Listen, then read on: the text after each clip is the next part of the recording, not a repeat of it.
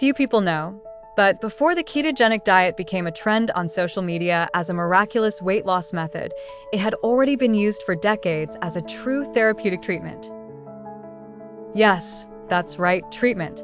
Especially in children with refractory epilepsy, the kind that does not respond well to conventional medications. And here we are not talking about just another fad diet, but about a serious protocol with robust scientific foundations. When properly applied, the ketogenic diet has the power to transform the lives of those who suffer from constant epileptic seizures.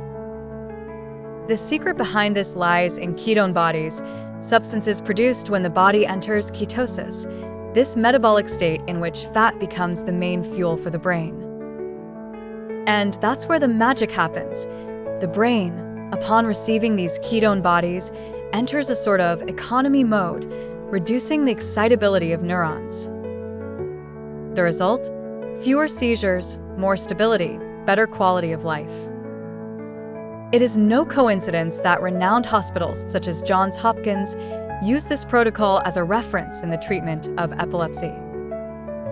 And the most interesting thing is that this approach works even when medications fail. Now, of course, not just any low-carb diet from the internet will work with this level of precision. There is a protocol, a structure, a specific step-by-step process that needs to be followed with professional supervision. And more than just cutting carbohydrates, the therapeutic ketogenic diet requires exact macro calculations, specific supplementation, and constant monitoring. The good news? Today, with access to information and good guidance, it is indeed possible to apply this in practice, even outside of hospital settings. And this is precisely what we will begin to unravel from now on. Everything starts with a simple detail that many people ignore: preparation. Even before cutting carbohydrates, it is essential to understand that this transition needs to be made with planning. It's not about starting from scratch and expecting miracles. It's about structuring a path. This involves gradually adjusting the diet, preparing the mind, the body, and even the home environment.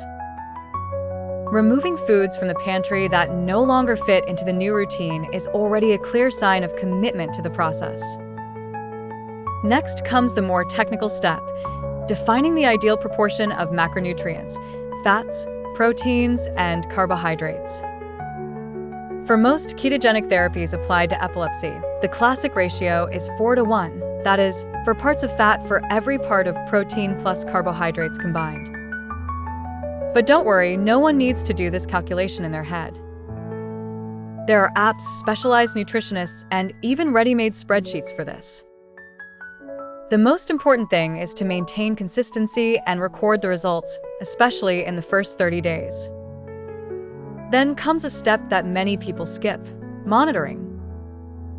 Yes, measuring ketone levels in the blood or urine helps to understand if the body is really producing enough ketone bodies. There are portable meters that work like glucometers, super easy to use. It's also worth observing physical signs: stronger breath, more energy upon waking, less hunger between meals. And of course, always with medical supervision, because this diet is no joke. But if done correctly, the benefits that follow are surprising. This part scares a lot of people at first, but it doesn't have to. The calculation of macronutrients is, in fact, the backbone of the ketogenic diet, and understanding this changes the game. In therapies for epilepsy, the classic ratio is 4:1, meaning 4 parts fat for every part of protein and carbohydrates combined. Does it sound complex? That's where the right tools come in. Apps like Keto Diet or Chronometer help visualize and adjust these numbers easily. It's like putting together a puzzle where each piece represents a specific food. Fat will always be the main star, and we're not talking about frying or refined vegetable oil, but about healthy, nutrient-dense sources. Ghee, butter, avocado, extra virgin olive oil, coconut oil, nuts, seeds, and fattier meats take center stage. Protein needs to be controlled, no excesses. Chicken breast, eggs, and fish like salmon are good options. And carbohydrates? They stay in the background, but are still part of the piece. Cauliflower, zucchini, broccoli, and leafy greens are loyal allies. Over time, the body learns to function with this new mechanism, and the results become visible both in tests and in daily life. The most curious thing is to notice how the palate changes. That uncontrollable craving for sugar or white bread simply disappears. The secret is to respect the ratio and maintain consistency, without seeking miraculous shortcuts. And speaking of consistency, there's a factor that many people forget, and that can sabotage the whole process without warning. Creating an initial meal plan for the ketogenic diet aimed at epilepsy is like tuning an instrument. Every choice makes a difference. A good starting point is to structure 3 main meals and, if necessary, strategic small snacks. For breakfast, for example, scrambled eggs with butter and avocado already provide fat and satiety. For lunch, ground beef with sautéed zucchini and olive oil and a handful of cashews. For dinner, salmon with gratin cauliflower and olive oil on top. Simple, tasty, and efficient. Among the allowed foods, those with low carbohydrate content and high nutritional density stand out. Dark leafy greens, broccoli, mushrooms, yellow cheeses, cream, eggs, fatty fish, and various meats are welcome. As for those to be avoided, the list starts with the obvious: bread, pasta, rice, sugar, and sweets. But it also includes disguised traps such as very sweet fruits, banana, grape, mango, juices, excessive legumes, and even industrialized fitness foods. The label can deceive, ketosis does not. Following this plan with discipline makes all the difference in the first few days, especially as the body adapts to the new energy source. And yes, the first days can be challenging. Fatigue, irritability, cravings for a French roll, all of this is part of the transition. But with the right foods on the menu and awareness of what to avoid, this phase passes quickly. And here comes one of the most neglected pillars of the ketogenic diet, an element that can be your greatest ally or your worst saboteur. If there's something that many underestimate, it's the most challenging part of the journey: maintaining the ketogenic diet in the long term. At first, everything is new, motivation is high, new recipes, energy is flowing, but after a while, routine sets in. Parties, trips, birthdays, and even a quick trip to the market can become tests of endurance. And this is where the power of creating a favorable environment comes in, with a mindset focused on purpose, not just restriction. Another important point is the natural cycles of the body. Over time, it may start signaling that some adjustments are necessary. It could be a slight drop in energy, loss of lean mass, or even stagnation in results. And that's okay. This is expected. The difference lies in knowing how to respond to these signals. Reevaluating macros, testing supervised intermittent fasting, or adjusting supplements could be the next strategic step. Keeping in touch with a professional here becomes even more essential. And of course, there's the emotional side, because no one talks enough about the psychological impact of such a specific diet. Social pressure, fear of falling out of ketosis, self-imposed pressure, all of this weighs heavily. Therefore, self-care strategies such as meditation, journaling, therapy, or even participating in online communities with people who share the same reality make all the difference. And it is at this point that a powerful resource comes into play, one that many do not explore as they should, an invisible tool that transforms the ketogenic experience into something even more effective. When it comes to starting the ketogenic diet, many prepare for the challenge of restriction, but forget that the body can play tricks, like the infamous keto flu. No, it's not real flu, but a rather uncomfortable feeling: fatigue, headache, dizziness, and even nausea. This happens because the body is adapting to the lack of carbohydrates and adjusting electrolyte levels. It seems complicated, but the solution is within everyone's reach: enhanced hydration, consumption of pink salt, and potassium, in addition to avoiding intense exercise in the first few days. To minimize these symptoms, it's also important to have patience and understand that this metabolic detox is temporary. Incorporating bone broth, ginger tea, and magnesium-rich foods, such as almonds and spinach, helps ease the process. Additionally, maintaining a balanced diet within the right macros supports the body. And, of course, never underestimate the power of rest. Sleeping well is a fundamental part of overcoming this phase. Many give up here, but those who persist soon realize that these effects pass and give way to a sense of mental clarity, renewed energy, and control over epileptic seizures. It's an initial investment that is worth it.